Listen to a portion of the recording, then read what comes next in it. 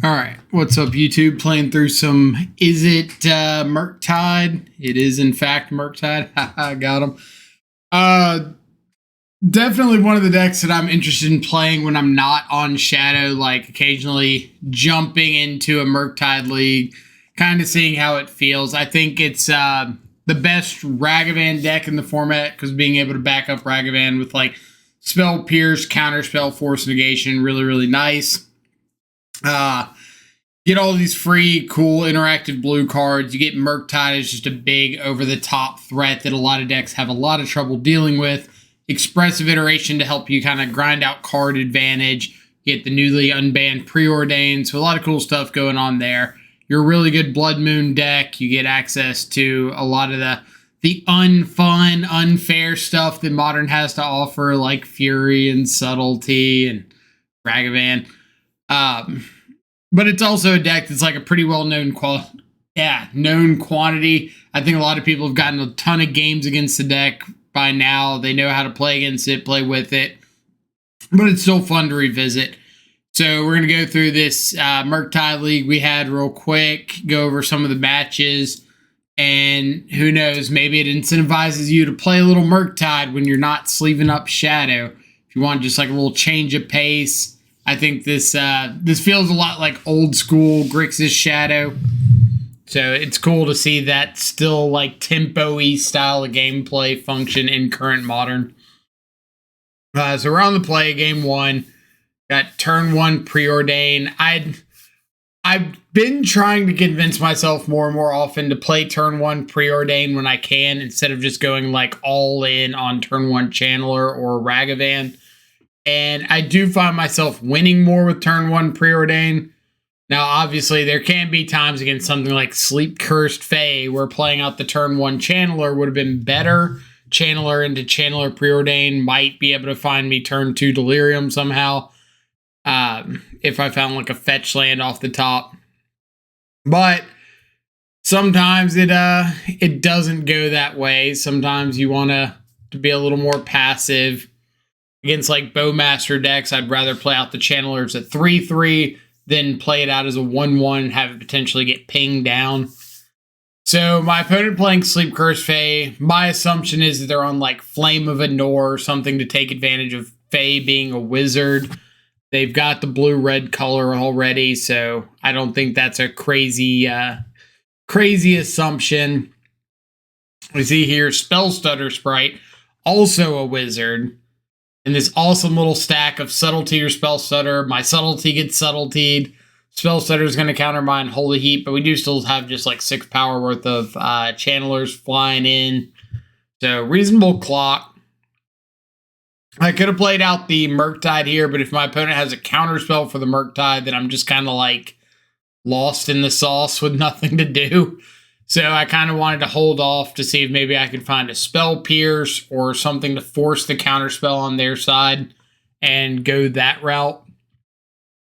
Polluted Delta is not going to do a very good job of forcing the counterspell, but hey, you never know. Never know. But it's going to bolt my Channeler, eat off my Ragavan. Again, kind of hoping their last card's not counterspell. But I feel the odds are pretty against me. Yeah.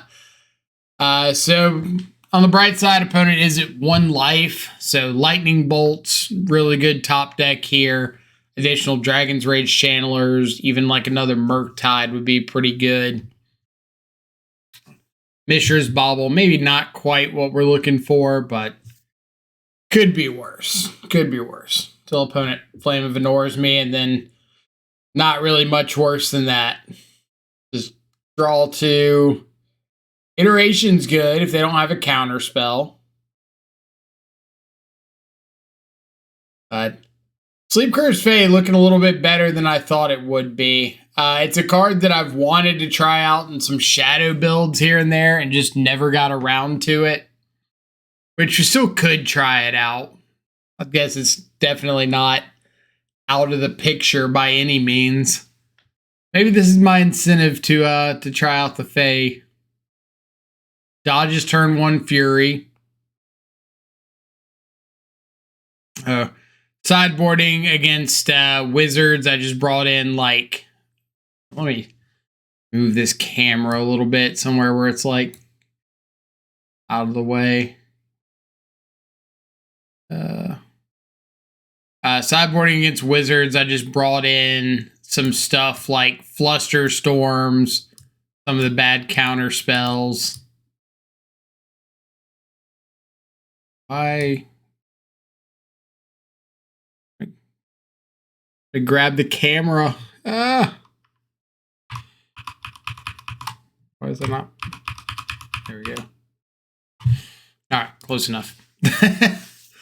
Yeah, board in some of the bad counter spells to fight over some of the non-creature stuff. I brought in engineered explosives to maybe fight over some Fae, stuff like that. All I'm doing is trying to like whittle my opponent down a little bit and then drop a big Murktide. And I think they're going to have a tough time dealing with that. Decide to, usually when you get in like these draw mirrors, people don't really like countering the draw spells. In my case right here, like I'm up on cards pretty significantly. And I think one of the only ways my opponent's going to win or have a chance of winning is if they are able to reduce that difference. So draw twos on their side become a lot more appealing. If we're both sitting at like 6, 7 cards and then they cast a Flame of Anor, cool, you got it. But when I'm at like 6, 7 cards and they're at 2 or 3 and they cast a Flame of Anor, yeah, we're countering that. On to game number 3. Again, keeping reasonable hand. It's a little weak to a turn 1 Sleep Curse Fae because I can't Unholy Heat it, but I do have, if I can find Delirium, some really good cheap interaction that allow me to hopefully take down the Fae of Legend.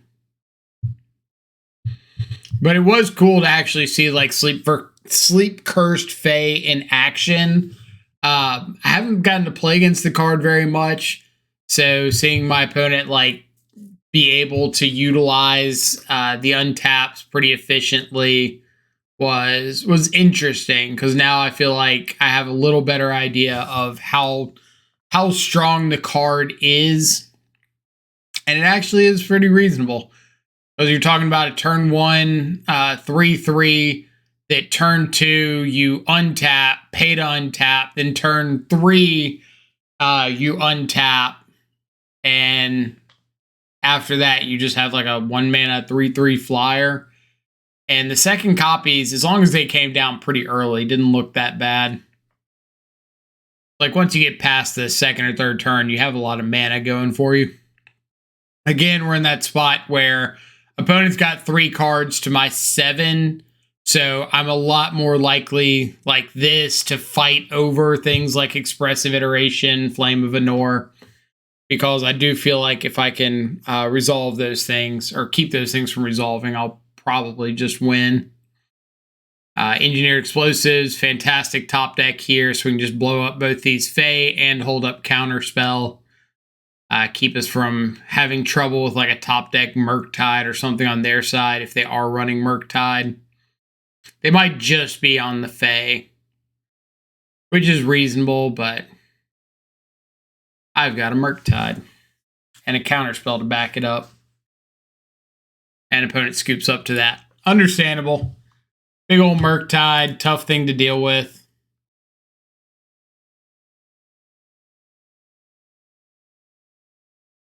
On to game number 2, or match number 2.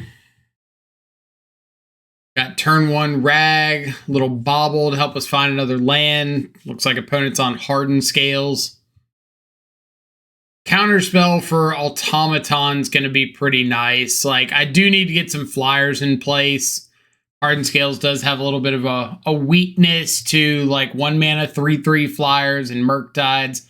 So being able to get those online, fly over Arcbound Ravagers, Construct tokens, Patchwork Automatons. Very, very nice. Very relevant.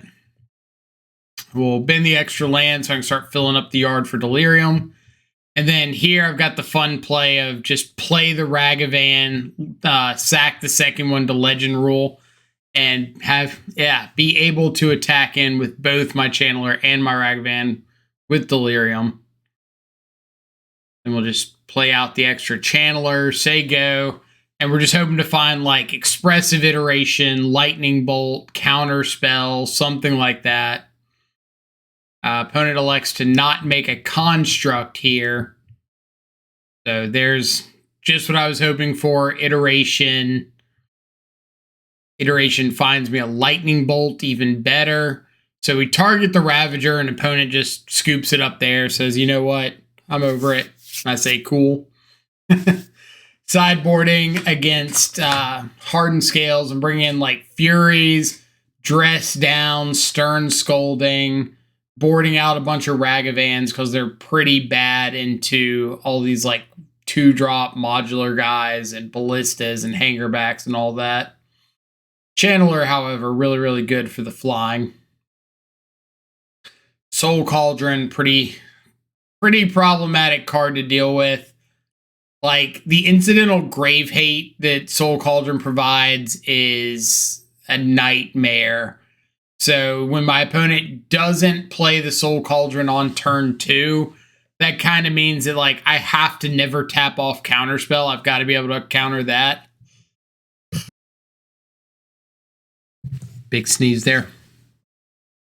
No attack with the Automaton. I guess they were afraid that I could get Delirium online and just block it, and they'd have to like waste the Welding Jar.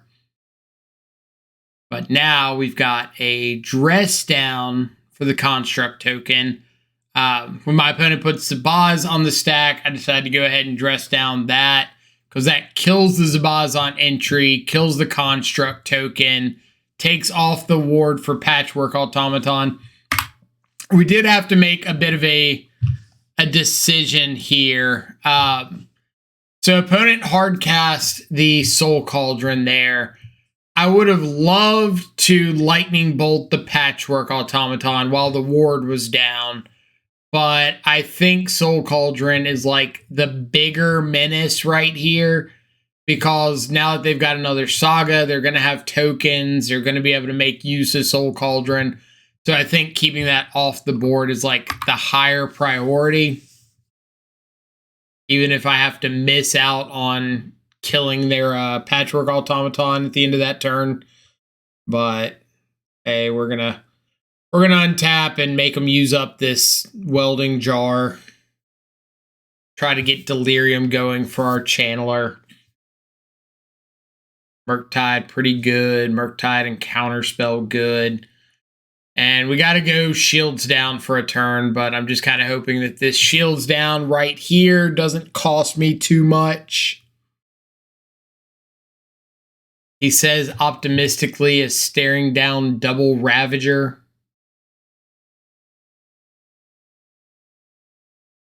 Got another Lightning Bolt. We've got a Preordain. We can like bolt the Ravager, heat another Ravager, stand in front of a Patchwork Automaton. It's not pretty. Really not pretty. But opponent's got no cards in hand. If they don't hit an artifact, maybe we can find another Unholy Heat, take out the Patchwork Automaton. Because we can always evoke the Subtlety off of a blue card just to give ourselves Delirium if we need it. Or we can just get down to big Murktide that's bigger than the Patchwork Automaton, which they do have the Welding Jar, and they're going to get a counter if they cast an artifact, but not if they activate a Blink Moth Nexus. Love to see that. And we do find an Unholy Heat, so now all we need is Delirium, and we can Unholy Heat the Automaton. And like I said, we can evoke the Solitude just to put a creature in the yard and get Delirium online that way.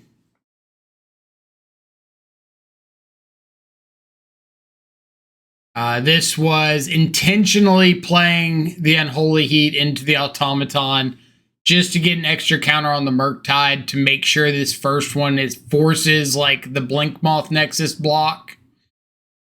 Now, I was expecting my opponent to welding jar the Blink Moth. So when they didn't, I feel like that was kind of a throw. Maybe I'm wrong, but I think not welding jarring the Blink Moth just means like take away just about your only out. Either way, on to match 3. Turn 1 rag. We don't have a pre-order anything to do, so not much we can say there. Turn 2 double Tide Shaper out of opponent, so it looks like blue-red Merfolk.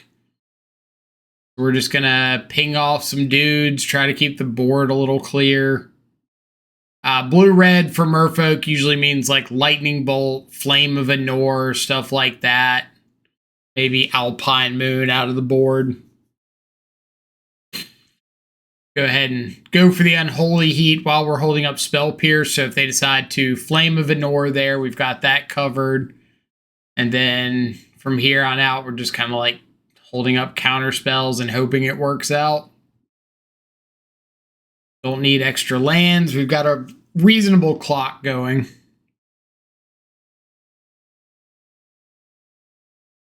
Harbinger getting some draws. Extra Channeler is really nice. Speed up our clock a good bit.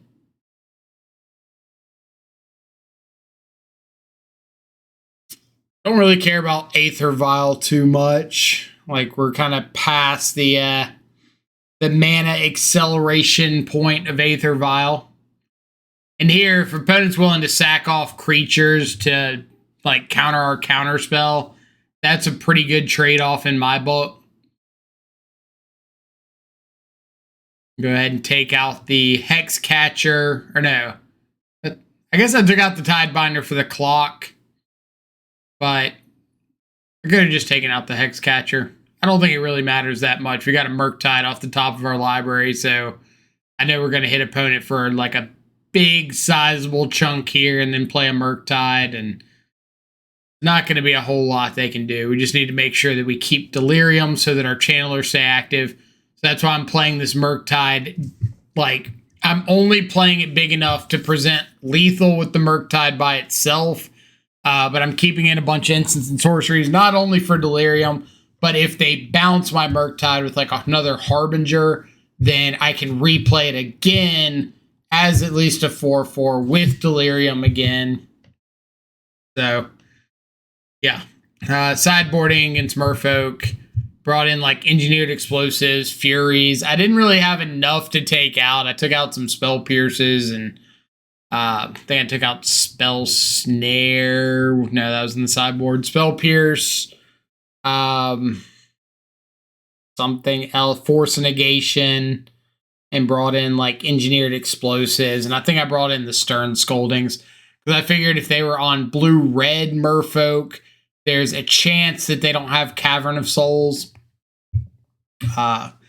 Opponent does have a turn 2 Deeproot Pilgrimage, which they've got a couple tokens off already. Kind of sucks, but now my goal becomes just keep them from getting more tokens.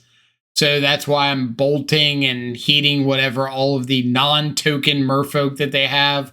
So so that my situation can't get worse. Like, it's not good, but at least it's not worse. Got Counterspell for a Flame of Anor. I don't know if these are Merfolk. Yeah, are these just Merfolk tokens or are these Merfolk wizard tokens? I think they're just Merfolk, but that'd be a good one to look into. So we got double Channeler here. Unholy Heat gives us a reasonable chance at finding Delirium. So we're going to go ahead and take out the Tidebinder, see if maybe we can find Delirium. I could have kept a fetch land on top to enable Fury, but I didn't really think that enabling the Fury was like the most important thing in the world, because I do just have 11 flying coming at my opponent, so I feel like I'd much rather find like a Lightning Bolt.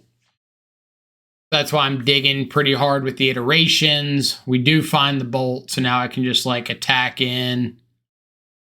Opponent's got a bolt for one of my channelers as their last card, which means I can bolt them and then just fury down the Tide Shaper and just say, like, hey, things aren't going to get worse for me. So we'll kill that. And then you just got to deal with 2 big flying lethal threats. And you have no wizards and no stuff. So nice. On to match number 4. Again, on the play, I feel like I've been winning a lot of die rolls recently, and that makes Modern quite a bit easier. Up against Tron, turn 1 map. We're going to force a negation that off the Subtlety. Subtlety doesn't really matter too much for me. Preordain, see if we can find Delirium, which unfortunately we don't, but we do just have Counterspell and Expressive Iteration, and if that map was able to slow down our opponent a little bit, which it looks like it did, then that's a big plus.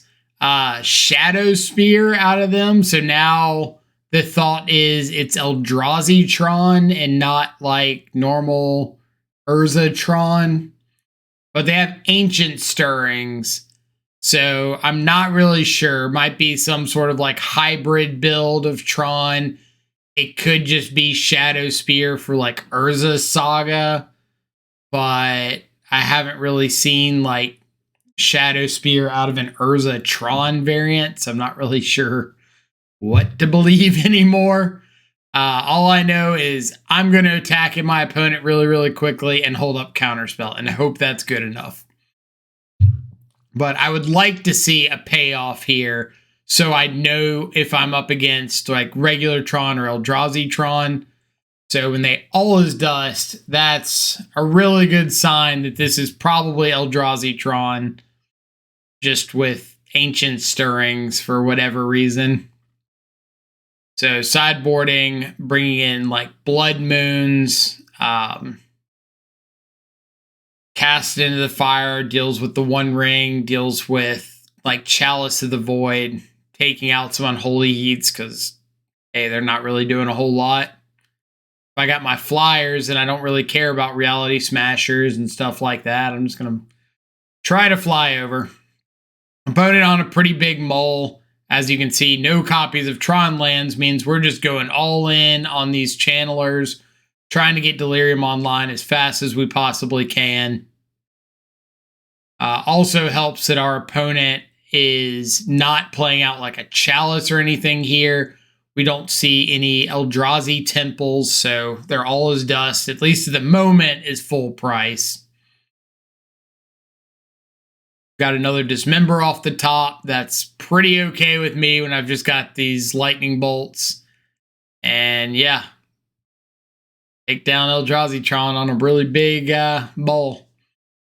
This is one of the reasons that I like Blue-Red Murktide a lot, is it does feel like you can play the aggro role very, very well when the control role's not working out for you.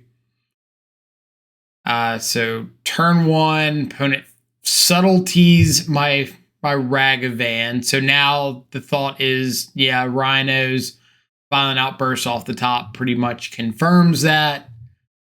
It could be Living End, but I think Subtlety in the main of Living End is a lot less popular, but pretty popular out of Rhinos.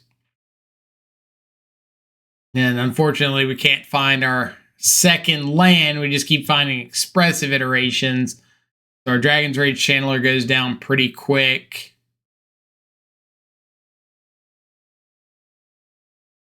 Little EOT Outburst that we knew they had. So if we can find our second land and maybe get to like Heat being active, get to a Murktide, maybe we've got a chance here. Opponent does only have 3 cards in hand. But if we don't find a land and they have another Violent Outburst, we're in a lot of trouble. The opponent's going to Tidebinder my fetch on their upkeep. So I'm going to kill off a Rhino, Subtlety off one of these iterations, which thankfully just kind of like time walks them for a turn. They do get to attack with a Rhino, so it's not a complete time walk, but kind of spend their turn doing something that doesn't really matter. And then hopefully I can untap and either like find an Unholy Heat or an iteration or something. Could have attacked with the Channeler, but, and I think this is important, you got to remember how Trample works. It's little known. I say little known. It's pretty common when Trample interactions come up, but it's important to know like how they work. So the wording on Trample is such that any damage beyond what would be like lethal to the creature can be assigned to the player. And the reason that wording is important is it means if a blocker is removed during combat, then there's no longer a creature to assign that lethal damage to. So all of the excess damage, all the damage that would be assigned there, can be assigned straight to the player. It's not like normal combat where a blocker is removed during combat and they're still blocking the creature. The damage is still assigned to the creature that's not there anymore. So if I attack with a Channeler, play a Murktide, even though it's bigger than the Rhino, and pass, and my opponent attacks in, I block, and they bounce the Murktide, I just die. So I hold back the Channeler so that I can double block the Rhino, make sure that I'm not dead if they have like a bounce effect, and then figure out dealing with the Rhino. So just like this, opponent attacks in, they have got a bounce effect or a kill effect for the Rhino. And then this, such a punt. I'm not going to say that I may or may not blame some soundbite spamming in the Discord, but all I've got to do here is exile either the Consider or the Unholy Heat, play the island, because the Expressive Iteration gives me sorcery, the Consider would give me instant to turn on Delirium to be able to Unholy Heat the Rhino. All I got to do, like, cast the Consider, resolve it, cast the Unholy Heat on the Rhino, and I get to pass the turn and maybe go back to my turn and lead off with an Expressive Iteration. But instead, I put the Preordain in my hand and have to cast that, which, of course, does not allow me to get Delirium, and we die to the Rhino. So to anybody that was watching in Discord while this league was going on, they may have seen me go silent and, like, deafen myself. Sideboarding against Rhinos, Chalice of the Voids coming in, Engineered Explosives coming in, any counters like Fluster Storm, Spell Piercer coming in, board outs, usually like, I'll trim on Lightning Bolt sometimes because it doesn't actually kill a Rhino. But the more I do that, the more I kind of like want Lightning Bolt for the reach, and maybe just trim on a Murktide. So if it gets bounced, it's not the end of the world. Trim on like some subtleties,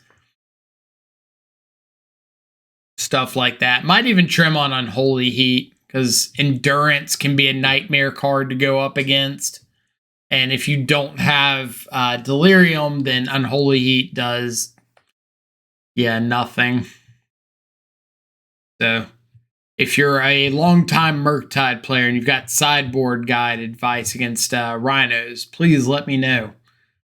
The opponent goes for an Endurance. I decide to let the Endurance resolve, trade off the Ragavan and the Bolt for the Endurance, and play a new Ragavan. That way I can save my counter spell for like actual Rhinos or something bigger, badder than Endurance. Maybe they hardcast a Fury and I want to interact with that. Them casting the Shardless Agent straight into the Chalice makes me want to counter that so I can just keep attacking with the Ragavan. At least to me, hardcasting the Shardless Agent, knowing you're not getting Rhinos, is just kind of saying, like, I've got nothing. Now, I know that could also mean, hey, I'm just throwing this down there to get in front of Ragavan. You're right. But my primitive brain thinking is, hey, I got nothing. So All right, if you got nothing, I'm going to attack. A little subtlety action here. We've got Unholy Heat for that. Keep the pressure on. We don't need no bobble. We're looking for Murktides. We're looking for Expressive Iteration. I could have hard cast their Violent Outburst here, but decided to hold up the hard cast Force of Negation and instead. And then this was pretty cool. So they Tidebinder my Channeler Surveil trigger to take the ability off of Channeler, or take all abilities off Channeler. So now it's just a vanilla 1/1. I thought that was a pretty interesting line that I hadn't seen before. I have seen taking triggers off of creatures. Like I've Tidebindered Shieldred, and removing all the relevant text, or all the text in general from Shieldred's really nice. Hadn't really thought about it for like Dragon's Rage Channeler like that, so that was pretty cool. Do it for Ragavan as well. Every time you see Tidebinder, there's just like another piece of information that you didn't think about that kind of adds to the legend. Here, I could have played out Chalice of the Void on one, but I've got a couple draws to try to find like a counter spell or Spell Pierce, Flusterstorm, something to kind of protect it from Force of Negation.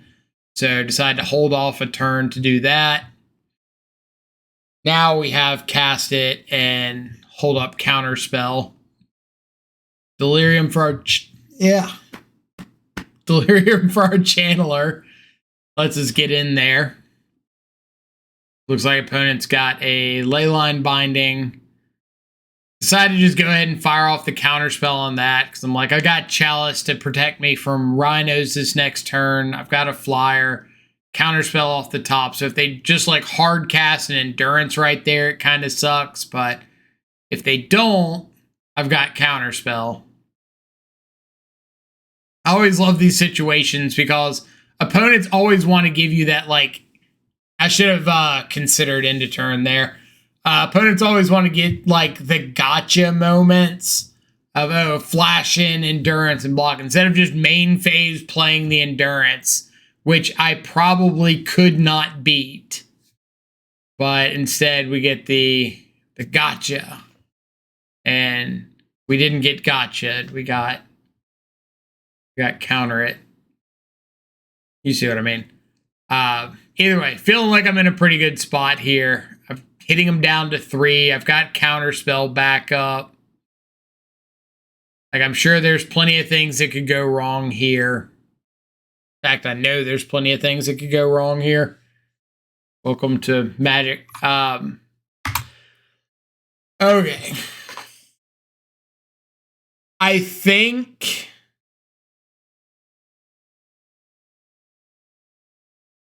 does it matter? So I like to go for the counter on this ice, so I can attack with the Channeler here, or win for the Force Negation, so I can still hold up counter spell.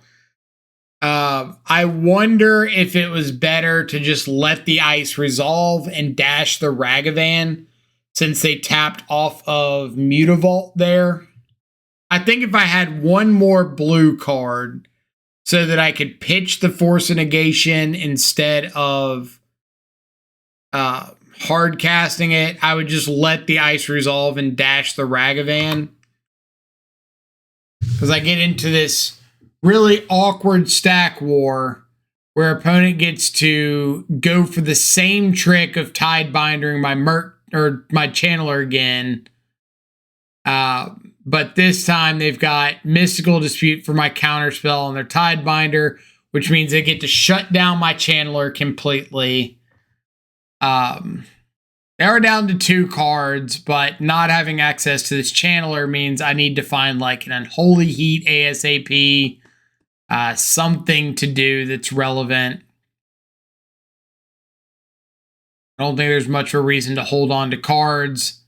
But my relevance gets kind of shot down pretty quickly because their hardcast Lorien Revealed found them the ability to win the stack, the answer to Chalice, the Rhinos, the wizard for Flame of Anor. So that entire turn just went like straight downhill. I thought we were in a decent spot. Turns out we were not. They've got subtlety for our Murktide, and we are just dead on the spot. That felt horrible. That felt absolutely horrible. Well played by our opponent. They knew what they needed to do to get the win. We just couldn't find that last little bit of pressure to get across the finish line. But still, really pleased with Blue-Red Murktide.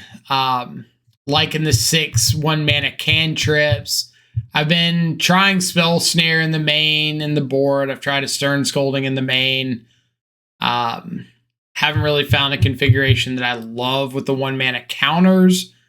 But I think my most recent build, I was trying no force in the main, or 1 force in the main, a force on the side, no subtlety, going back to Ledger Shredder. I'll let y'all know how that works out for me. But I am going to be looking pretty heavily on more Blue-Red Murktide content, especially because with a new ban announcement, there's a chance Fury gets the axe, and I think Murktide could be a deck that really benefits from that because you're able to fight a lot of the creature decks that Scam has been oppressing really well, and maybe that gives a cool little avenue for Murktide to sneak back towards the top of the meta. So keep an eye out for that. Otherwise, as always, links down below to the Twitch if you want to come check out a live stream. Twitter if you want to know when those streams are going live. Discord if you want to come say hey, talk about not only Death Shadow, but Blue-Red Murktide and other decks as well. And a link to the deck list in case you want to check it out for yourself, run it through some leagues, see how it goes. Other than that, I hope you all have a fantastic rest of your day. Stay safe, enjoy some good food and company. I will catch y'all back live later. Adios for now.